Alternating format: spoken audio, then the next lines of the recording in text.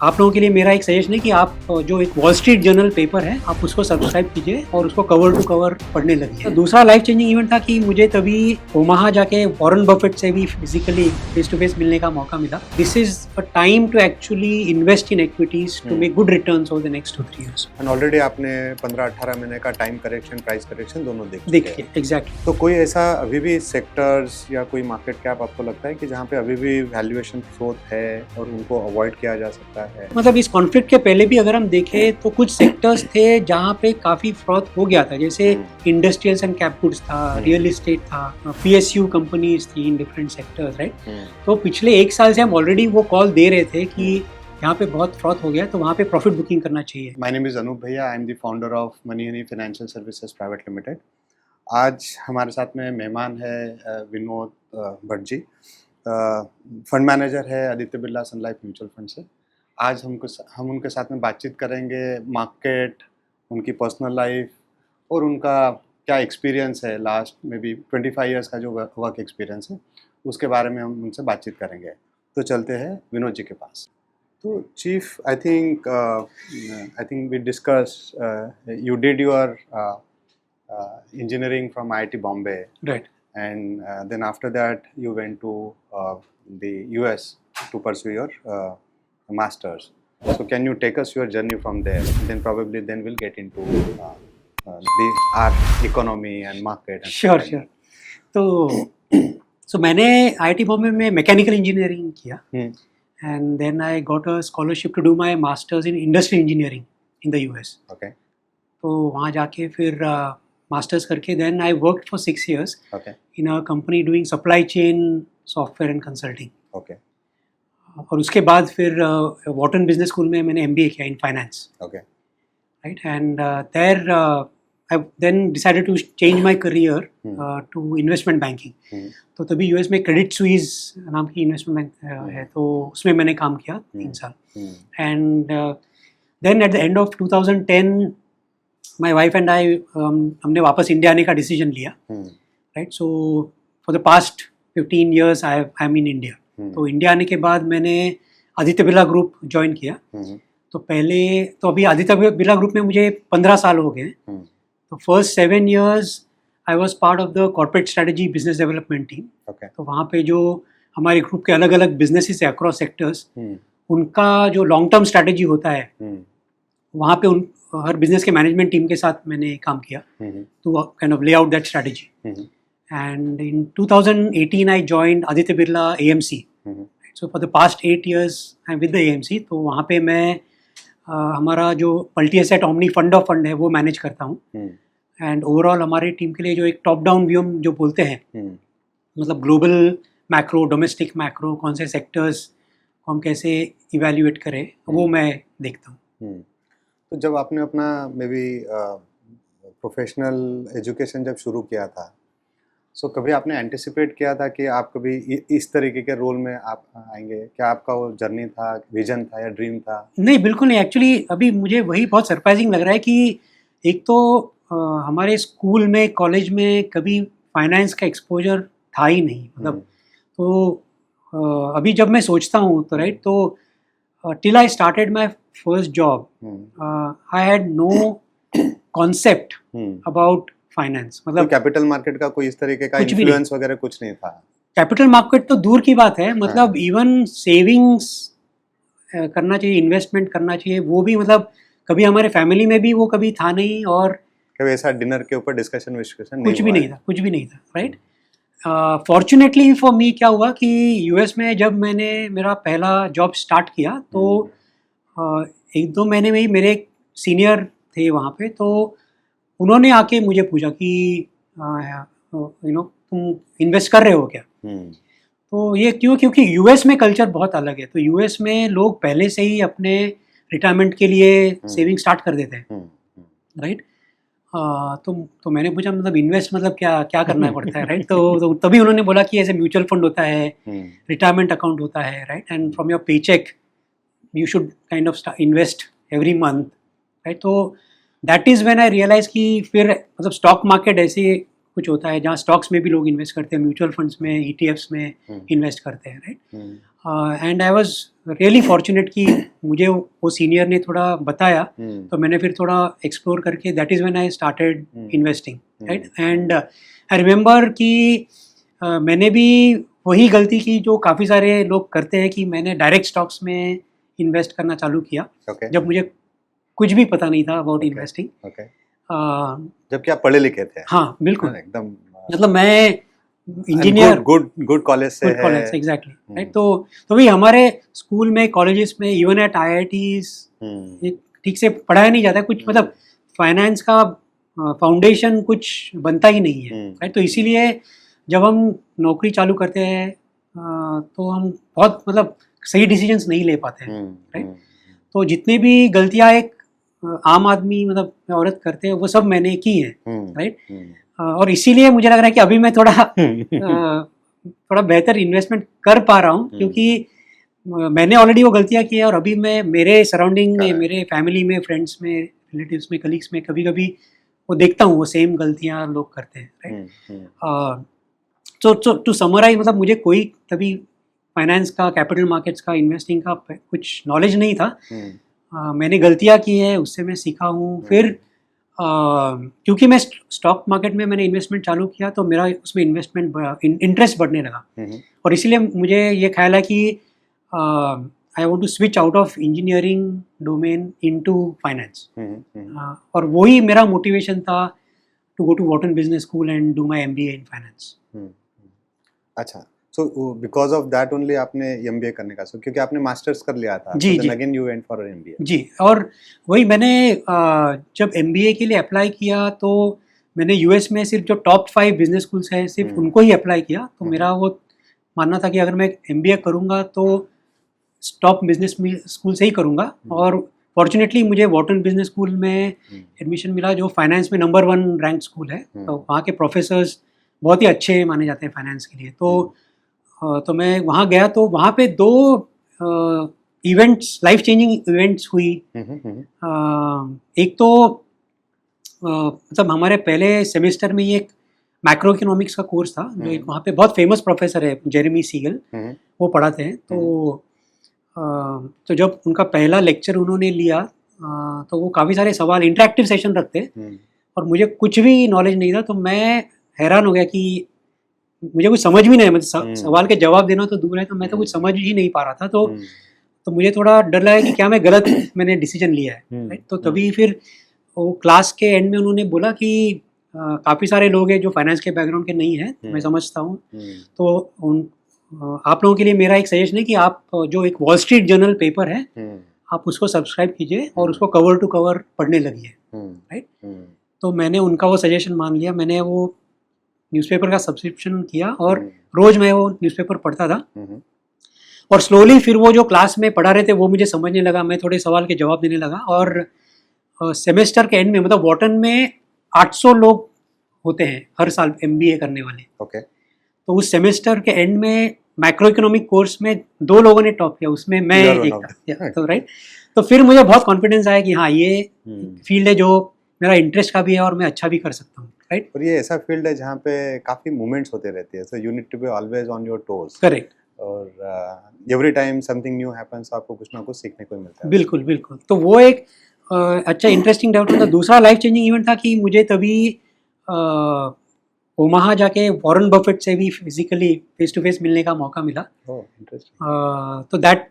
तो उस मीटिंग के बाद मैंने सोचा कि मुझे कैपिटल मार्केट्स और इन्वेस्टमेंट, मतलब मैंने उनको अपना रोल मॉडल माना। तो उनके बारे में भी जितने भी बुक्स, जो भी मटेरियल था वो सब मैंने पढ़ लिया। और फिर that was the driving force, motivation for me to start in capital. But ऐसा बोलते हैं इंडिया में कि जब कोई आदमी US चला जाता है तो रिटर्न नहीं आता है। जी। तो ऐसा क्या हो गया कि जिसके आप रिटर्न आए? तो मेन मोटिवेशन तो फैमिली था। तो मैं पुणे से हूँ और मेरी वाइफ मुंबई से है। तभी मेरे पेरेंट्स पुणे में अकेले थे, क्योंकि मेरी सिस्टर्स की भी शादी हुई थी, और मेरे वाइफ के पेरेंट्स मुंबई में थे। तो हम दोनों हमारे फैमिली के क्लोज में ही आना चाहते थे।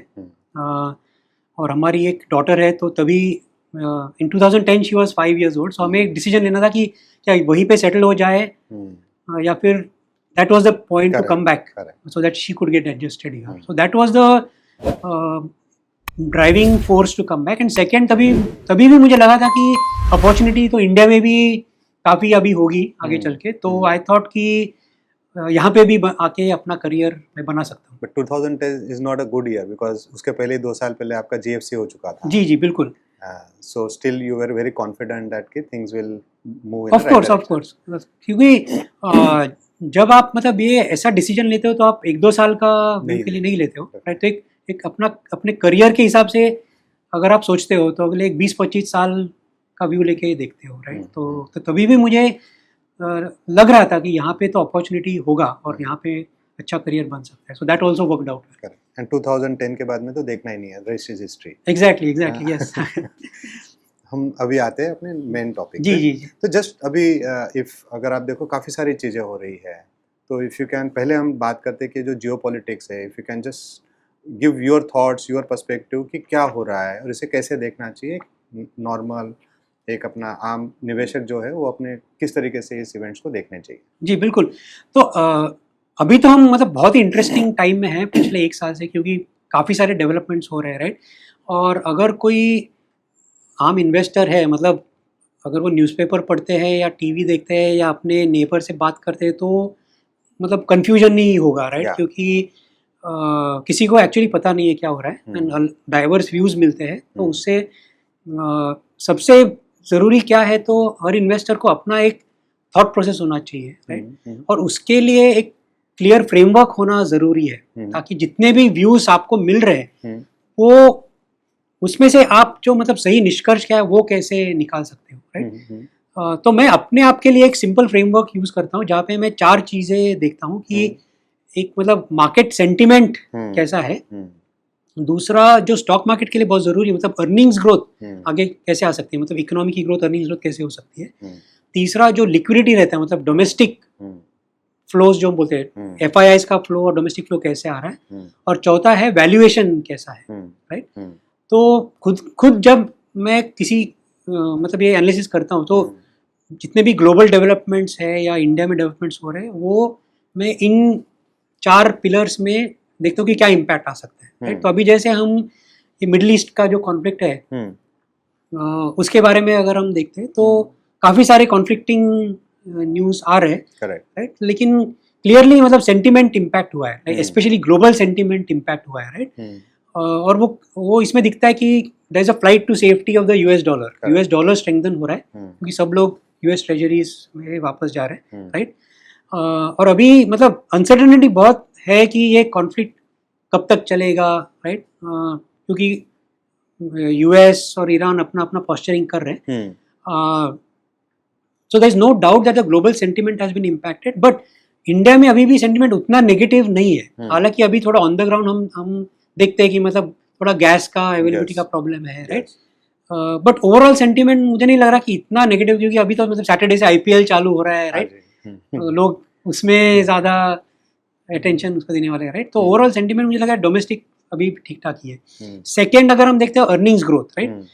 तो इस कॉन्फ्लिक्ट की वजह से क्या हो रहा है, तो थोड़ा गैस अवेलेबिलिटी में कर्टेलमेंट हुआ है, शायद थोड़ा क्रूड ऑयल अभी कुछ सप्लाई इम्पैक्ट नहीं हो रहा है, लेकिन देखते हैं आगे चल के, राइट. तो कुछ सेक्टर्स को ज़्यादा इम्पैक्ट हो रहा है, जैसे सीमेंट हो गया या ऑयल मार्केटिंग कंपनीज है या कंज्यूमर डिस्क्रिशनरी पेंट्स कंपनीज है, तो उनके अर्निंग्स ग्रोथ पे थोड़ा इम्पैक्ट होगा.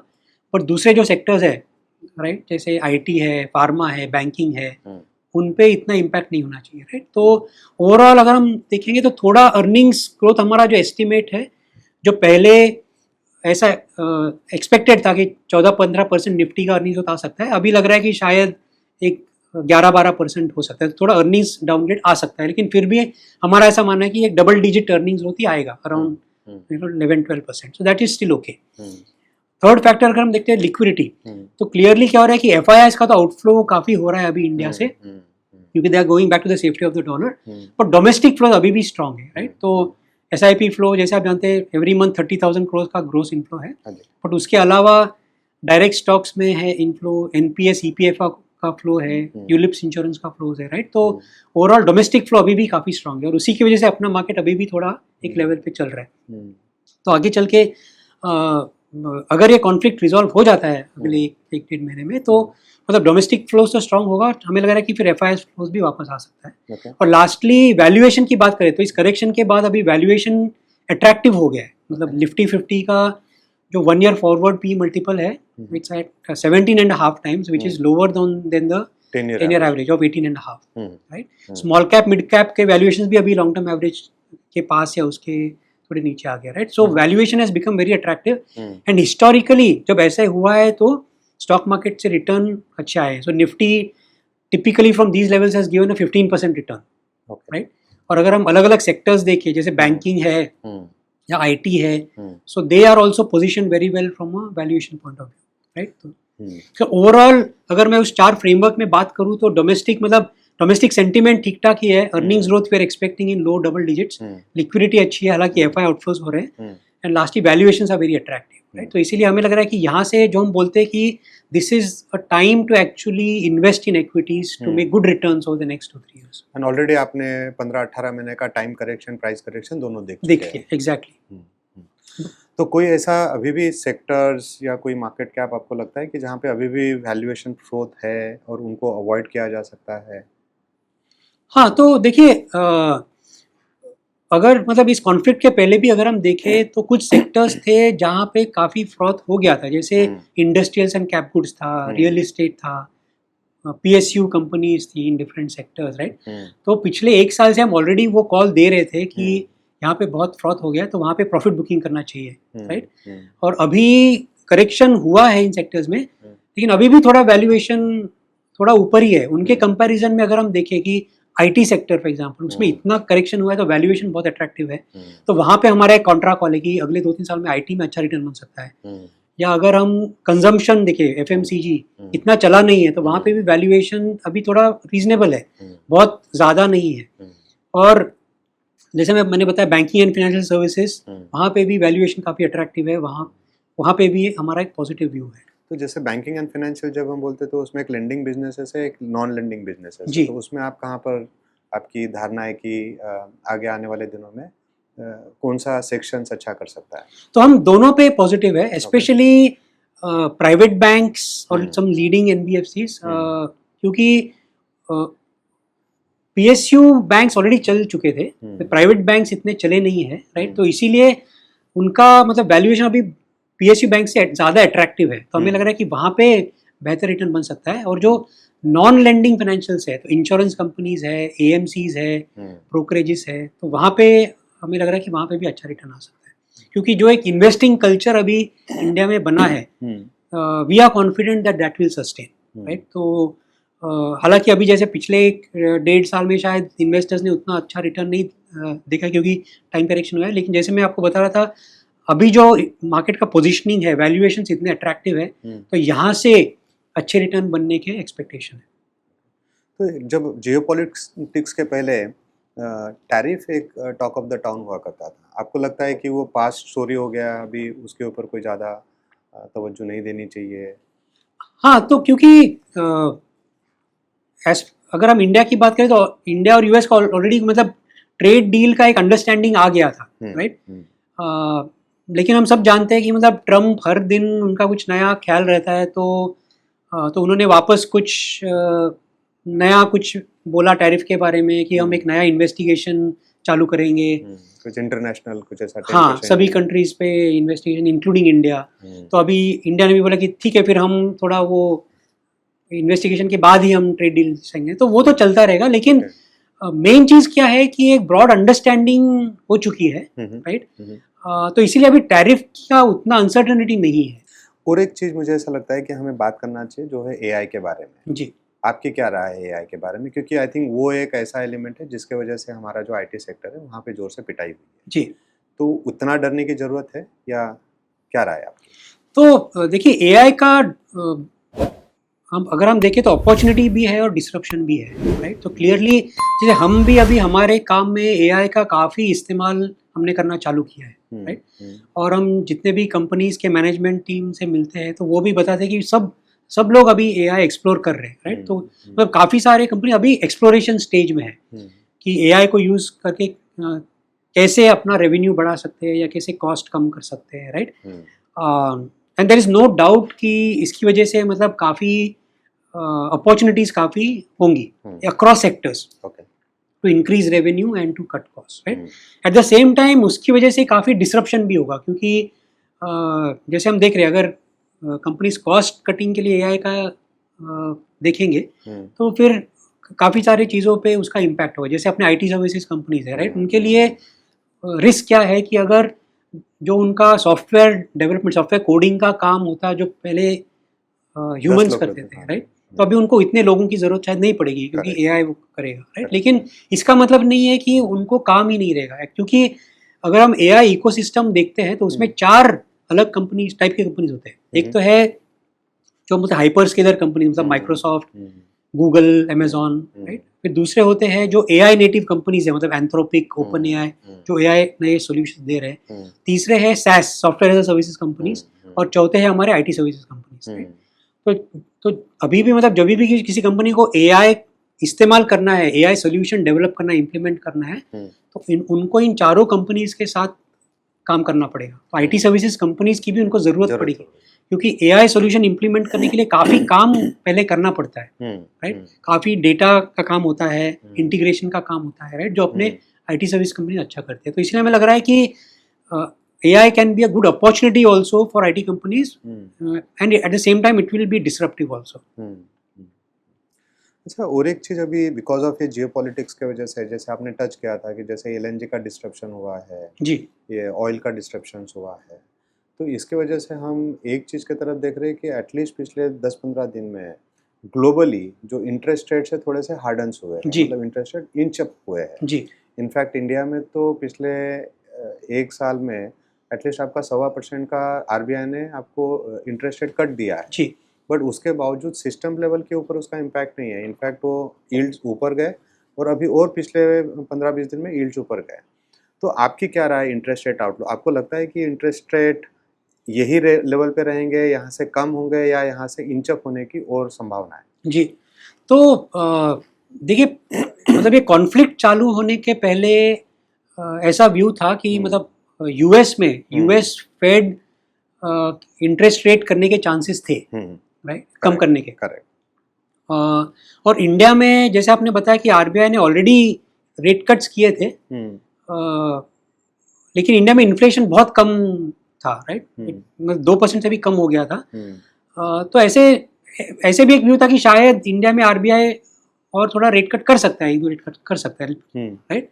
बट अभी क्या हुआ है, क्योंकि क्रूड ऑयल प्राइस बढ़ गया है, गैस प्राइस बढ़ गया है, दूसरे एग्री कमोडिटीज हो, इंडस्ट्रियल मेटल्स हो, सबके प्राइसेस बढ़ गए. तो अभी inflation has started going up across the world, right. तो यूएस फेड ने भी अभी रिसेंट उनके पॉलिसी मीटिंग में कहा कि वो रेट कट नहीं अभी करने वाले हैं, और हो सकता है कि आगे चल के मतलब रेट बढ़ा सकते हैं, राइट. लेकिन इंडिया में कैसा है कि देखिए अपना इन्फ्लेशन अभी काफ़ी कम है, और अभी बढ़ता भी है तो वो 4% के लेवल के आसपास तक ही बढ़ेगा. क्योंकि आई थिंक अभी भी 1-2 दिन न्यूज़ में था कि गवर्नमेंट और आरबीआई के साथ में बोल रही है कि you have to make sure that कि इन्फ्लेशन 4% के आसपास. हाँ, क्योंकि वो आरबीआई का वो थ्रेशोल्ड है. हाँ जी. और एग्जिस्टिंग इन्फ्लेशन तो बहुत कम था, राइट. तो ये प्राइसेस बढ़ने की वजह से इन्फ्लेशन बढ़ता भी है तो मतलब 3.5-4% के उस लेवल पे जाएगा, उससे ज़्यादा नहीं जाएगा. तो इसलिए हमें नहीं लगता कि यहाँ से मतलब आरबीआई को रेट बढ़ाने की ज़रूरत पड़ेगी, राइट. सो लेकिन इन नियर फ्यूचर हमें रेट कट तो नहीं दिखता है. हाँ, अभी रेट कट तो इस एनवायरनमेंट में तो नहीं होगा. अगर कॉन्फ्लिक्ट रेजोल्यूशन हो जाता है, वापस सब प्राइसेस कम हो जाते हैं, तो फिर उसके बारे में सोच सकते हैं, लेकिन अभी ऐसे लग नहीं रहा है. आपको इकोनॉमी के ऊपर थोड़ी सी अगर आप नज़र डालोगे कि एटलीस्ट इंडिया की इकोनॉमी, क्योंकि हम डोमेस्टिक इकोनॉमी है, हमें कोई एक्सपोर्ट डिपेंडेंट इकोनॉमी नहीं है जी, तो उधर कोई डरने की बात है या कोई ऐसे आपको सिग्नल्स दिख रहे हैं जो वीक सिग्नल्स है? जी, तो देखिए ये कॉन्फ्लिक्ट के पहले ऐसा एक्सपेक्टेशन था कि अपना मतलब जो रियल जीडीपी ग्रोथ हम बोलते हैं, राइट, अगर हम fiscal year 27 next fiscal year देखें तो expectation was between 7 to 7.5%, right, which is on the high side, right. और ये इस कॉन्फ्लिक्ट के इम्पैक्ट की वजह से अभी एक्सपेक्टेशन इज मे बी 6.5 के आसपास आ सकता है अपना real GDP growth rate, which is still very respectable, right.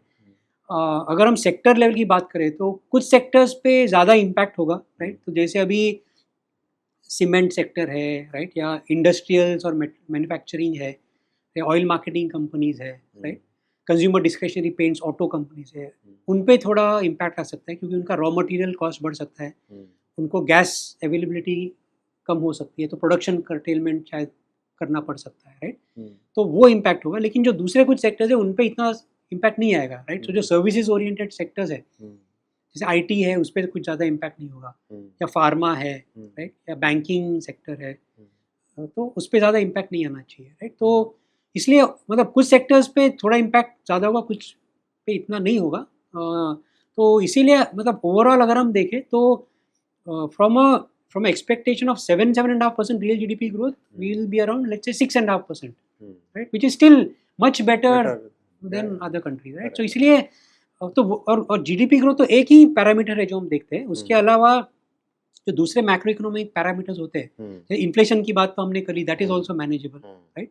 अगर हम करंट अकाउंट डेफिसिट बोलते हैं, मतलब इम्पोर्ट्स माइनस एक्सपोर्ट्स, राइट, तो क्रूड ऑयल के बढ़ने से मतलब अपना करंट अकाउंट डेफिसिट एस्टिमेट पहले ऐसा था कि शायद 1% of GDP, negative 1% of GDP हो सकता है, तो अभी ऐसा लग रहा है कि शायद नेगेटिव 1.8 to 2% हो सकता है, that is still okay, that is also manageable, right? और लास्ट इज फिस्कल डेफिसिट। तो अभी क्या है कि गवर्नमेंट, क्योंकि अभी कुछ स्टेट्स में इलेक्शंस है, तो तब तक ये फ्यूल प्राइस हाइक नहीं करेगी, राइट? तो जो ऑयल मार्केटिंग कंपनीज है वो लॉसेस ले रही है, हो सकता है आगे चल के थोड़ा गवर्नमेंट अपने फिस्कल बैलेंस शीट पे थोड़ा उसका इम्पैक्ट ले ले, राइट? तो अगर वैसे होता है और उनको थोड़ा फर्टिलाइजर सब्सिडी, फूड सब्सिडी देना पड़ सकता है, तो उनको अपने एक्सपेंसेस और कहीं तो कम करने पड़ेंगे, तो शायद दूसरे कुछ स्कीम्स में वो सब्सिडी कम करेंगे, हो सकता है थोड़ा अपना केपेक्स कम कर देंगे फिस्कल डेफिसिट मैनेज करने के लिए, राइट? तो ओवरऑल लेकिन ये सभी जो मैक्रो इकोनॉमिक पैरामीटर्स है, growth, inflation, current account deficit, fiscal deficit, ये सभी हमें लग रहा है कि मैनेज हो जाएंगे। हाँ, तो जैसे पहले होता था कि क्रूड ऑयल प्राइस बढ़े तो India would be in a very bad shape, ऐसा बिल्कुल नहीं लग रहा है, और इसीलिए मैं बता रहा था कि अभी भी सेंटिमेंट मतलब इतना भी नेगेटिव नहीं है। तो एटलीस्ट पिछले साल 1.5 साल में गवर्नमेंट ने काफ़ी पॉलिसी इनिशिएटिव्स भी लिया है, जी, टैक्स कट किया है, आपका जीएसटी कट हुआ है, इंटरेस्ट रेट कट्स भी हुए जी, हैं, आने वाले दिनों में शायद आपको 8 पे कमीशन भी लग जाएगा। बिल्कुल। तो ये पॉलिसी जो डिसीजंस लिए हैं, आपको लगता है कि कहीं जगह पे इसका बेनिफिट देखने को मिल सकता है? जी, बिल्कुल। ऑलरेडी जैसे कंजम्पशन में इसका इम्पैक्ट हम देख रहे थे पिछले साल, फेस्टिव सीजन जब चालू हुआ तब से ही मतलब डिमांड विजिबिलिटी बढ़ गई थी, राइट? लाइक क्योंकि अर्बन कंजम्पशन में भी पिकअप आया था और रूरल कंजम्पशन में पे भी पिकअप आया था, क्योंकि लोगों को हाथों में जब ज़्यादा पैसा आ रहा था तो वो उतना खर्चा भी कर रहे थे और फिर बोरोइंग भी करने का उनका कॉन्फिडेंस बढ़ा था, राइट? तो ओवरऑल इसलिए मतलब कंजम्पशन डिमांड तो बढ़ने लगा था। अभी ये कॉन्फ्लिक्ट की वजह से थोड़ा इम्पैक्ट उस पर आएगा, लेकिन अगर हम मान के चले कि अगले 1-1.5 महीने में कॉन्फ्लिक्ट रिजॉल्व हो जाएगा तो वापस consumption will come back to normal, right? क्योंकि जितने भी, जैसे आपने बताया, जो पॉलिसी रिफॉर्म्स गवर्नमेंट ने किए हैं, जीएसटी कट किया, लोगों के हाथों में ज़्यादा पैसा दे रहे, टैक्स कट किया है, अलग अलग स्कीम्स अनाउंस किए हैं, तो उसका ऑन द ग्राउंड हमें इम्पैक्ट दिख रहा है, राइट? और दूसरा, US India trade deal announce हुई है और दूसरे देशों के साथ भी एफटीएस अनाउंस हुए हैं, राइट? तो अलग अलग बिजनेसेस को मतलब डिमांड विजिबिलिटी भी मिलने लगी है, राइट? तो वो भी अभी मतलब इन्वेस्ट करने के लिए रेडी हो गए, राइट?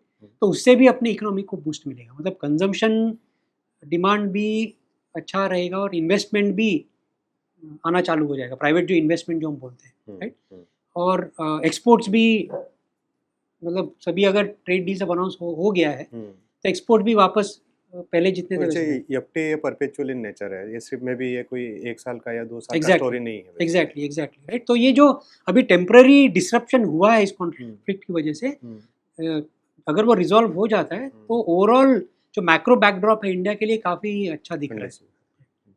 तो ऐसा बोला जाता है कि people overestimate short term और underestimate long term. Correct. बहुत सारी चीज़ें जो हमने बात की है, बहुत सारे मैक्रो जो छोटे शॉर्ट टर्म ओरिएंटेड है, बिल्कुल। लेकिन अगर लॉन्ग टर्म का व्यू लेते हैं, अगले 15 साल 20 साल का व्यू अगर लेते हैं, तो कोई ऐसी 1 या 2 थीम आपको लगता है जो स्ट्रक्चरल डिकेडल थीम है, जो हर एक पोर्टफोलियो में रहनी चाहिए, उसका बेनिफिट हर इन्वेस्टर ने लेना चाहिए? जी, ऐसी कौन सी 1 या 2 डिकेडल स्ट्रक्चरल थीम आप मानते हैं? जी, तो बिल्कुल तो just to give some numbers अगर हम देखें राइट कि अभी India as a percentage of the world GDP is 4%, 4%, yeah.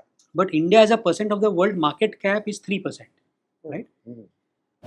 तो अगले अगर हम 10-15 साल की बात करते हैं राइट, तो ये गैप नॉट ओनली मतलब क्लोज होगा, अपना मार्केट कैप का जो शेयर है वो अपने जीडीपी शेयर से ऊपर जा सकता है, राइट? सो ओवरऑल इसीलिए मतलब हमें कॉन्फिडेंट होना चाहिए कि यहाँ से अच्छा मतलब ग्रोथ आ सकता है, both in GDP growth as well as in the market cap growth, right? Now कौन से ऐसे सेक्टर्स थीम्स हैं जो इस मार्केट कैप को कंट्रीब्यूट ज़्यादा करेंगे, राइट?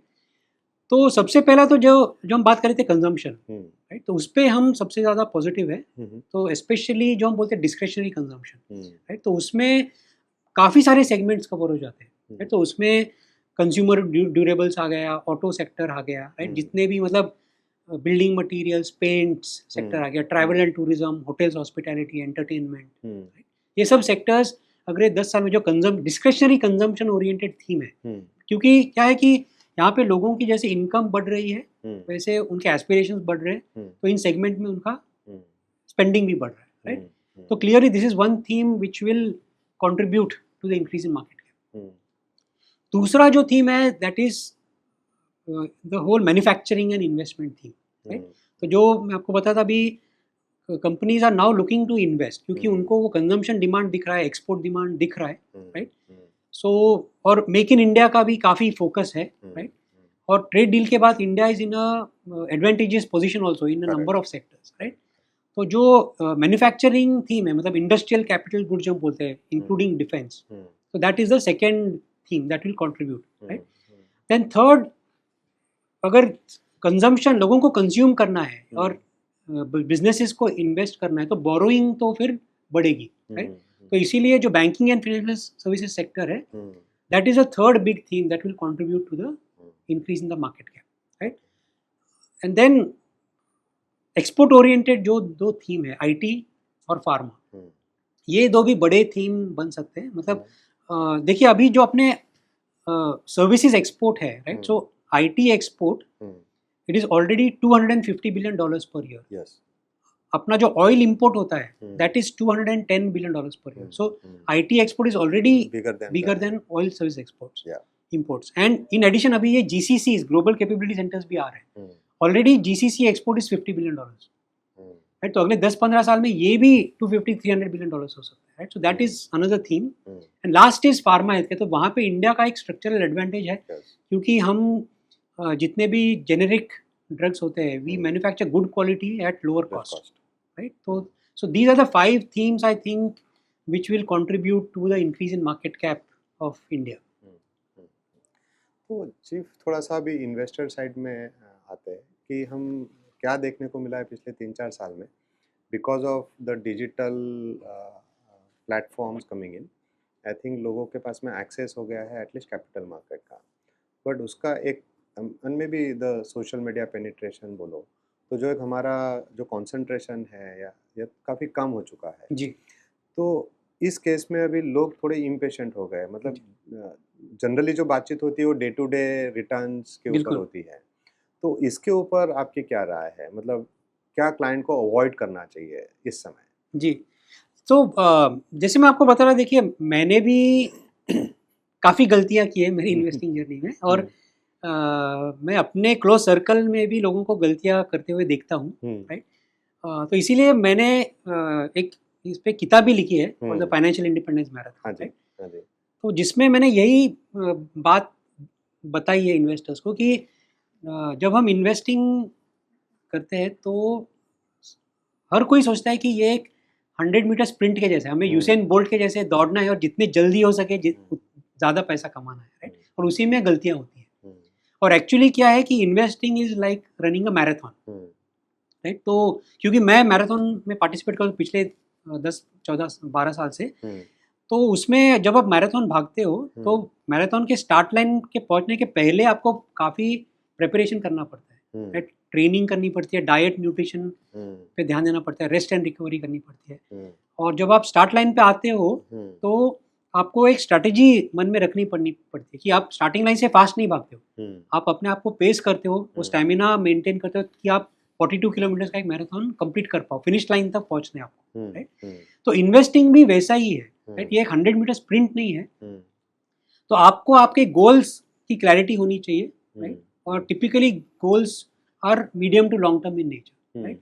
तो इसीलिए उसके लिए मतलब प्रिपरेशन क्या है, तो आपको एक क्लियर थॉट प्रोसेस, एक क्लियर फ्रेमवर्क होना चाहिए, जो मैं बता रहा था। जितने भी आपको व्यू पॉइंट्स मिल रहे हैं, आप उनसे मतलब इन्फ्लुएंस ना हो, राइट। आप उनसे सही निष्कर्ष निकालो और उसके ऊपर एक्ट करो। इसलिए एक क्लियर थॉट प्रोसेस फ्रेमवर्क का होना बहुत ज़रूरी है, राइट। और दूसरा ये हमेशा ध्यान में रखना है कि हम जो ये इन्वेस्टिंग कर रहे हैं, it's a long term activity, right. तो हमें अपने आप को पेस करना है, एक तो शॉर्ट टर्म डिसीजन मेकिंग नहीं करना है, राइट। एंड सेकेंड मतलब वो स्टेमिना मेंटेन करना है। स्टेमिना मेंटेन करना मतलब क्या, तो सबसे बड़ी बात क्या होती है, तो इंजरी नहीं होनी चाहिए, राइट, रनिंग में। और इन्वेस्टिंग में उसका मतलब क्या है, तो अपना कैपिटल का लॉस नहीं होना चाहिए, राइट। तो risk mitigation is the first thing and returns is the second thing, right. So always think of risk before return. So this is the principle I would say कि think of investing like running a marathon and for that always keep risk in mind before return. तो अच्छा, इसी point को अगर मुझे थोड़ा connect करना है तो सी जब भी बाजार में वोलेटिलिटी बढ़ती है, लोगों को लगता है कि रिस्क बढ़ गया है जी। आपके हिसाब से क्या, आपको क्या लगता है, वोलेटिलिटी आपको अपॉर्चुनिटी देती है या रिस्क बढ़ाती है? So बिल्कुल, देखिए ये बहुत अच्छा पॉइंट आपने बताया। तो एक तो जो वोलेटिलिटी होती है उससे, जैसे मैं अभी आपको बताता, अभी इक्विटी मार्केट में वोलेटिलिटी बहुत ज़्यादा है, राइट। लेकिन उसकी वजह से अभी अपॉर्चुनिटी भी हमें मिल गई है, क्योंकि क्या था कि 6 महीने पहले तक, 1 साल तक हम क्या बोल रहे थे कि इंडिया में वैल्यूएशन बहुत ज़्यादा है, राइट। लेकिन अभी कैसे हुआ कि वैल्यूएशन लॉन्ग टर्म एवरेज के नीचे आ गए, राइट। तो हिस्टोरिकली डेटा ऐसे हमें दिखाता है कि ऐसे मौके पे जब अनसर्टेनिटी ज़्यादा है, राइट, और वैल्यूएशन अट्रैक्टिव हो गया है, तो यहाँ से रिटर्न अच्छे बनते हैं, राइट। तो डेटा ऐसा दिखाता है कि जब निफ्टी का वैल्यूएशन लॉन्ग टर्म एवरेज के नीचे है 17.5, अगर 1 ईयर फॉरवर्ड पी है, तो यहाँ से अगले 12 महीने में Nifty typically has given a 15% return, right. तो this volatility creates opportunities, uncertainty creates opportunities. तो उससे डरना नहीं है, उसको अपॉर्चुनिटी की तरह मान के चलना है। दूसरा, वॉलेटिलिटी को मैनेज कैसे करें, तो उसके लिए जो एसेट एलोकेशन है वो प्रिंसिपल फॉलो करना बहुत ज़रूरी है। मतलब एक डाइवर्सिफाइड पोर्टफोलियो होना बहुत ज़रूरी है। तो हमारे पोर्टफोलियो में सिर्फ इक्विटी नहीं होना चाहिए, फिक्स्ड इनकम भी होना चाहिए और कमोडिटी मतलब गोल्ड भी होना चाहिए, राइट। तो जैसे मैं अभी जो हमारा multi asset omni fund of fund manage करता हूँ, उसमें मेरा एलोकेशन है 60% इक्विटी है, 12% गोल्ड है एंड 28% फिक्स्ड इनकम। ये फ्रेमवर्क आप फॉलो करते हैं? बिल्कुल बिल्कुल, एग्जैक्टली। 60 का 80 नहीं होगा इक्विटी, तो उसमें देखिए हमें वो फ्लेक्सिबिलिटी है। होगा तो आपके पास में फ्रेमवर्क है कि कब होगा। एग्जैक्टली। तो हमें देखिए इतनी फ्लेक्सिबिलिटी है कि इक्विटी 10% से 80% तक जा सकता है, करेक्ट, राइट। और अभी मार्केट में अनसर्टेनिटी है, राइट। लेकिन हमारा जो इक्विटी एलोकेशन है 60% है, मतलब मीडियन 50% से ज़्यादा है, 60% है, क्योंकि हमें लग रहा है कि यहाँ से इक्विटी में अच्छा रिटर्न बन सकता है। लेकिन eight the same time volatility इतनी है, इसलिए हमने फिक्स्ड इनकम में भी और गोल्ड में भी एलोकेशन लिया है, राइट। क्योंकि एक जो डाइवर्सिफाइड पोर्टफोलियो होता है उसका एडवांटेज क्या है कि जब एक एसेट क्लास अच्छा नहीं करता है तो दूसरा कोई एसेट क्लास आपको एक स्टेबिलिटी और रिटर्न देगा। और एक चीज़ पिछले 4-5 साल में थोड़ा ऑब्जर्व किया है कि एटलीस्ट 2021 से लेकर 24 तक सब लोग फंड मैनेजर बने हुए थे, मतलब अपना फंड मैनेज करने लग गए थे, तो आप उनको बोल सकते हो। तो आपके हिसाब से एक जब हम कोई फंड मैनेज करते हैं तो एक अंडररेटेड स्किल क्या है, जो स्किल शायद हम उसको ज़्यादा तवज्जो देते नहीं, लेकिन बहुत इंपॉर्टेंट स्किल है वो किसी को भी, अगर वो अपना पैसा मैनेज करना चाहता है तो आप चूँकि आप एक फंड मैनेजर है, एक बड़ा पैसा मैनेज करते हैं, आपके हिसाब से वो स्किल क्या है? जी, नॉर्मली देखिए क्या होता है, मतलब वो आम आदमी हो या फंड मैनेजर हो, हम सब का मतलब बायस रहता है, राइट। कि अगर सपोज पॉजिटिव सब डेवलपमेंट्स हो रहे हैं, पॉजिटिव न्यूज़ आ रहा है और स्टॉक मार्केट भी अच्छा कर रहे हैं, बुलिश एनवायरनमेंट में हम ज़्यादा पॉजिटिव ही सोचते हैं कि यहाँ से और अच्छा ही होगा, राइट। और अगर सपोज नेगेटिव एनवायरनमेंट में नेगेटिव डेवलपमेंट्स और नेगेटिव न्यूज़ फ्लो आ रहा है, स्टॉक मार्केट में करेक्शन आ रहा है, तो फिर हमें लगने लगता है कि ज़्यादा यहाँ से नेगेटिव ही होगा, राइट। तो ये एक ह्यूमन बायस है। ओके। तो या वो मतलब फंड मैनेजर हो या आम इन्वेस्टर हो, सबसे इम्पोर्टेंट क्या है कि किसी भी एनवायरनमेंट में आपको आपका थॉट प्रोसेस क्लियर रखना है। उसके लिए एक फ्रेमवर्क होना बहुत ज़रूरी है, ताकि जो भी इंफॉर्मेशन आ रही है, राइट, वो उस फ्रेमवर्क से आप मतलब फिल्टर कर लीजिए और वहाँ से आपको फिर सही जवाब मिलेगा कि आपको क्या करना है। नहीं तो क्या होगा कि अगर अच्छे एनवायरनमेंट में तो आपको लगता रहेगा कि अच्छा ही होगा, राइट, और बुरे एनवायरनमेंट, नेगेटिव एनवायरनमेंट में आपको लग रहा है कि नेगेटिव ही होगा, लेकिन ऐसा नहीं होता है, राइट। तो इसीलिए मतलब सही डिसीजन लेने के लिए clear thought process, clear framework का होना बहुत ज़रूरी है। So I think that is the most underrated skill, whether it's for a fund manager और फॉर अ कॉमन इन्वेस्टर। तो आप बोल रहे हैं कि बहुत सारे लोग उस फ्रेमवर्क को मिस करते हैं। एग्जैक्टली, राइट, क्योंकि एवरीबडी हैज़ दिस बायस। तो अच्छा, और एक चीज़ आप फ्रेमवर्क बताइए कि अगर एज ए नॉर्मल जो निवेशक है उसको अग्रेसिव कब होना है इन्वेस्टमेंट में, और उसको कब डिफेंसिव होना है? कुछ उसकी आप फ्रेमवर्क दे सकते हैं, कुछ 1-2 डेटा पॉइंट की, अगर ये फ्रेमवर्क में आपको अग्रेसिव होना है, इन्वेस्टमेंट जोर से करना है जी, और इस फ्रेमवर्क में आपको थोड़ा डिफेंसिव हो जाना है, ज़्यादा रिटर्न के पीछे नहीं भागना है, आपको प्रोटेक्शन ऑफ प्रिंसिपल, आपका जो कैपिटल है उसको प्रोटेक्ट करना ज़्यादा इंपॉर्टेंट है। बिल्कुल, बिल्कुल। तो मैं जो मैंने आपको बताया 4 पॉइंट्स का जो फ्रेमवर्क है, सेंटिमेंट, अर्निंग्स, लिक्विडिटी, वैल्यूएशन, मैं वही रेकमेंड करूँगा। क्योंकि क्या होता है कि जैसे देखिए, अगर मार्केट में सेंटिमेंट बहुत पॉजिटिव है, राइट, अर्निंग्स ग्रोथ एक्सपेक्टेशन आने का मतलब बहुत हाई है, right, FII flow, domestic flow भी बहुत अच्छा आ रहा है और वैल्यूएशन ज़्यादा है, राइट, तभी आपको लगेगा कि सब कुछ अच्छा है और आगे भी बहुत अच्छा होगा, तो आप एग्रेसिवली इन्वेस्ट करोगे। But that is the wrong time, right. That is the time to focus on risk mitigation, right.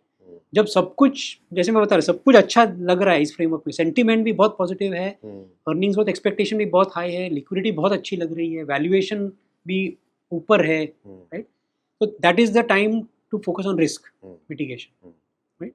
और इसी फ्रेमवर्क में अगर आप देखोगे कि अभी जैसे सेंटीमेंट हिला हुआ है, right, earnings growth impact downgrade हो सकता है अभी, राइट, लिक्विडिटी हम देख रहे हैं एफआईआईएस का आउटफ्लो हो रहा है और वैल्यूएशन नीचे आ गया है, राइट। तो अनसर्टेनिटी बहुत ज़्यादा है, वॉलेटिलिटी बहुत ज़्यादा है, but this is the time to focus on return, right. तो इस तरीके से एक सिंपल फ्रेमवर्क अगर आप दिमाग में रखते हो, so that enables better decision making. तो आप, हम जब मिल रहे थे तो आप बता रहे थे कि आप जनरली सोशल गैदरिंग में भी जाते हैं, अभी आप जी। फ्रेंड सर्कल्स वगैरह से भी मिलते हैं, तो अब ऐसे अनसर्टन एनवायरनमेंट में आपकी क्या ऐसी विश है कि इस समय में आपको क्या लगता है कि इन्वेस्टर ने आपसे क्या क्वेश्चंस पूछना चाहिए, वो आपका विश लिस्ट है? जी, ऐसा कोई क्वेश्चंस आपको लगता है कि इस पीरियड में, चैलेंजिंग पीरियड में, ये क्वेश्चन पूछना चाहिए आपसे इन्वेस्टर लोग?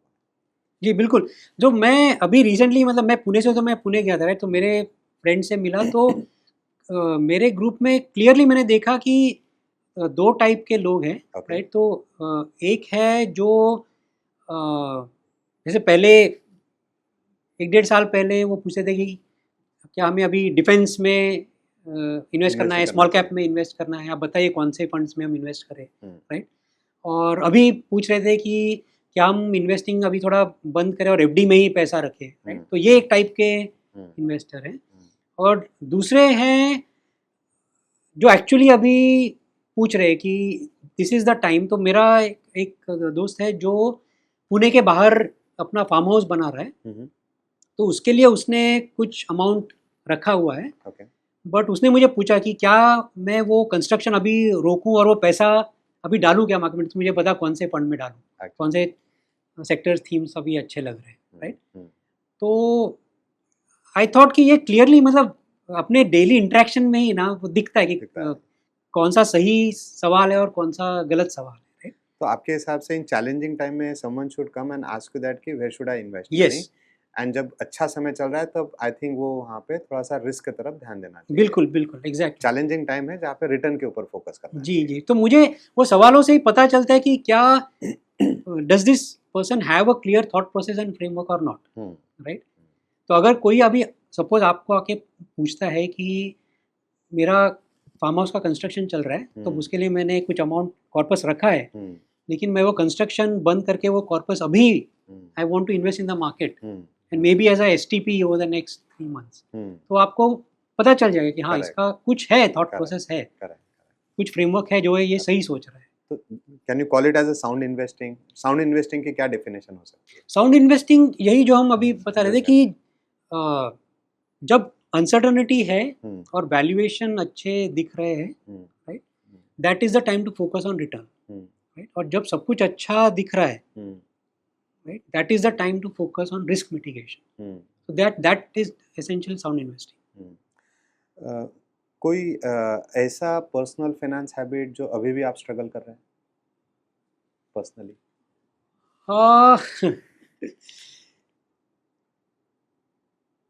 तो देखिए मैं तो मतलब अभी काफ़ी जो ये प्रिंसिपल्स है अपने पर्सनल लाइफ में भी फॉलो करता हूँ. ओके, ऐसा ऐसा कोई मुझे याद ठीक मतलब याद तो नहीं आ रहा है कि Okay. ऐसा कुछ मतलब मैं ब्लेटेंटली ऐसा कुछ गलत कर रहा हूँ. ओके, बट ज़्यादा मेरा मेरा मेरा अगर मैं पोर्टफोलियो देखूँ, मेरा एसेट एलोकेशन अगर मैं देखूँ, तो like largest chunk is to equities. Okay, क्योंकि जो मैं आपको बता रहा था कि मुझे और जब मैं इंडिया आया, मतलब हम्म। 2010 के एंड में आया, तब से ही मैंने इन्वेस्टमेंट करना चालू किया है, राइट. और ऐसे मतलब मैंने आके थोड़ा मतलब डायरेक्ट स्टॉक्स में इन्वेस्ट करना चालू किया था, तो ऐसे कुछ स्टॉक्स है मैंने मतलब तभी इन्वेस्ट किए थे जो अभी भी मैं होल्ड ऑन कर रहा हूँ, कर रहे हैं। राइट. तो फिर बाद में क्योंकि मैं म्यूचुअल फंड इंडस्ट्री में काम कर रहा हूँ, तो हमें बहुत कॉम्प्लायंस यस, रिस्ट्रिक्शन है, तो मैं अभी से म्यूचुअल फंड्स में इन्वेस्ट करता हूँ, Correct, राइट. तो वो तो मतलब ऑटोमेटिकली होता है.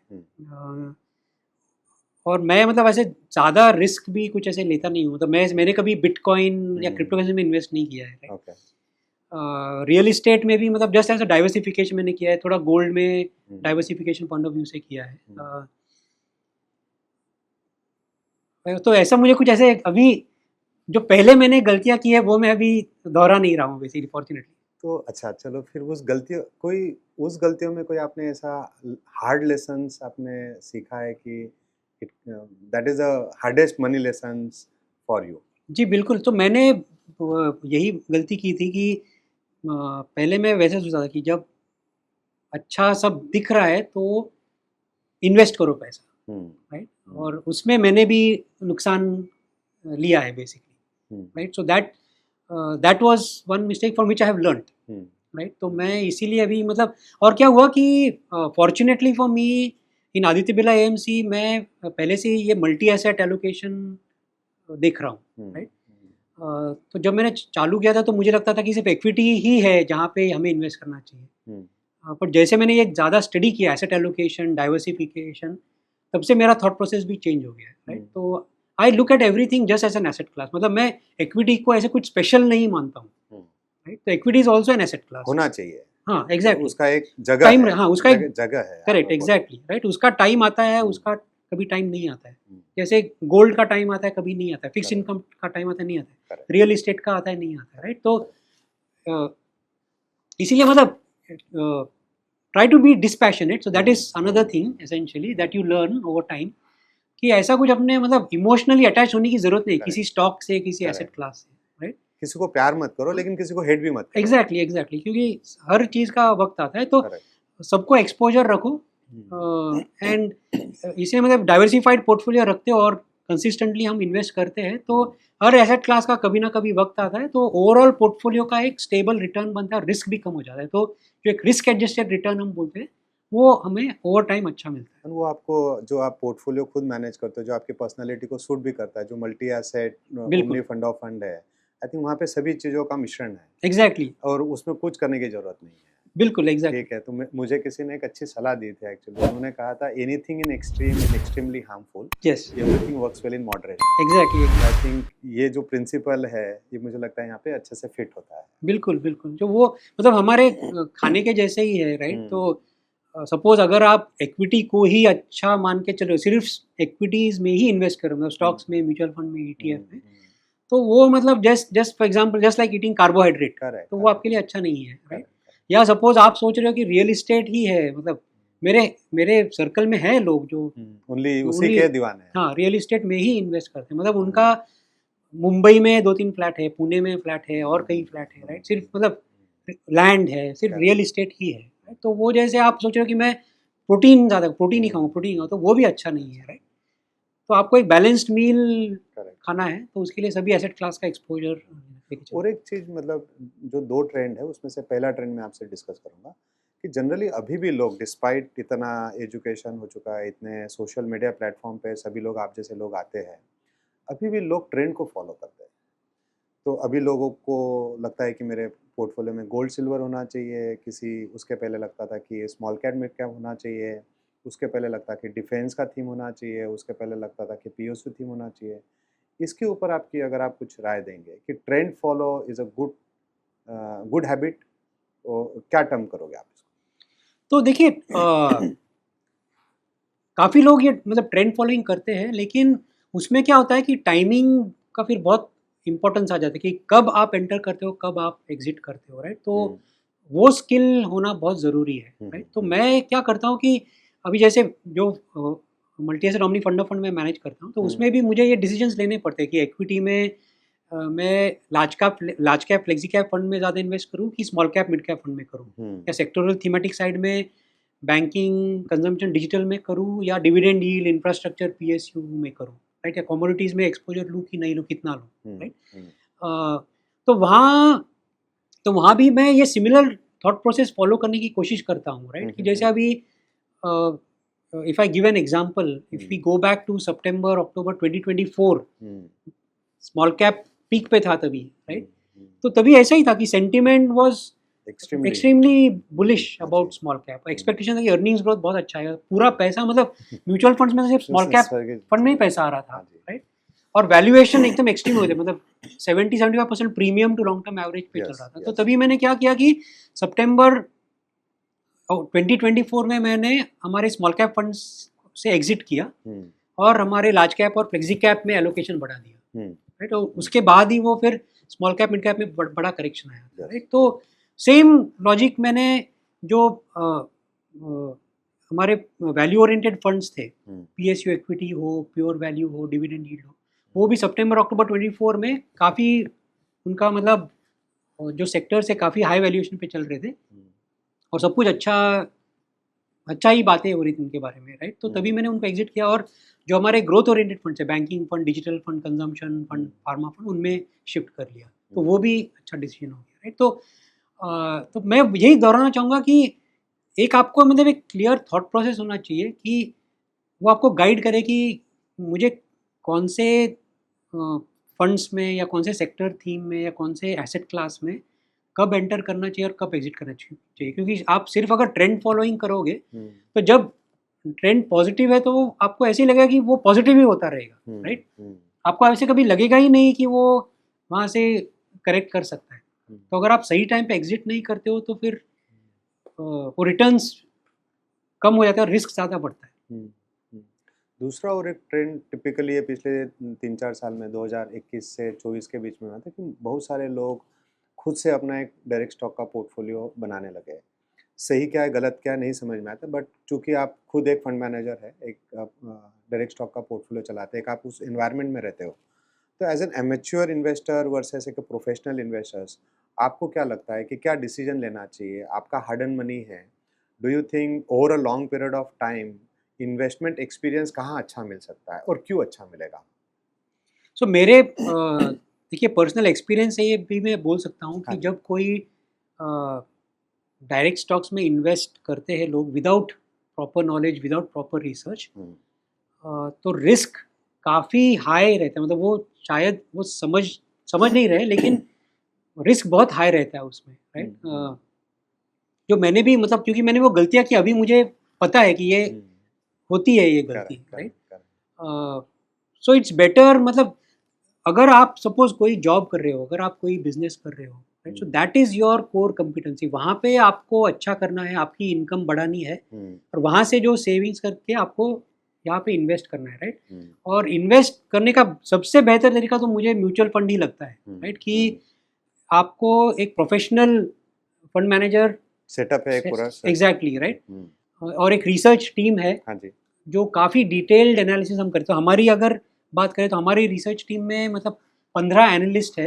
ये सब सेक्टर स्पेशलिस्ट है. Yes, sector specialist. एक एक आदमी ने 15-15, 20-20 साल एक एक सेक्टर को ट्रैक कर रहा है. Exactly, right. और मतलब वो हर क्वार्टर वो मैनेजमेंट टीम, कंपनी के मैनेजमेंट टीम से मिलते हैं.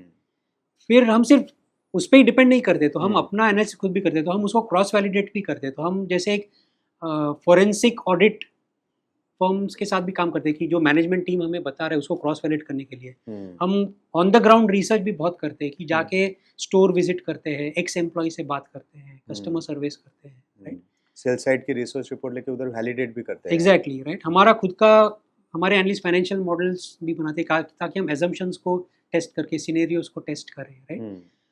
तो किसी भी स्टॉक में इन्वेस्ट करने के लिए मतलब अगर आपको जो एक आपके पास में फ्रेमवर्क भी है. एग्जैक्टली.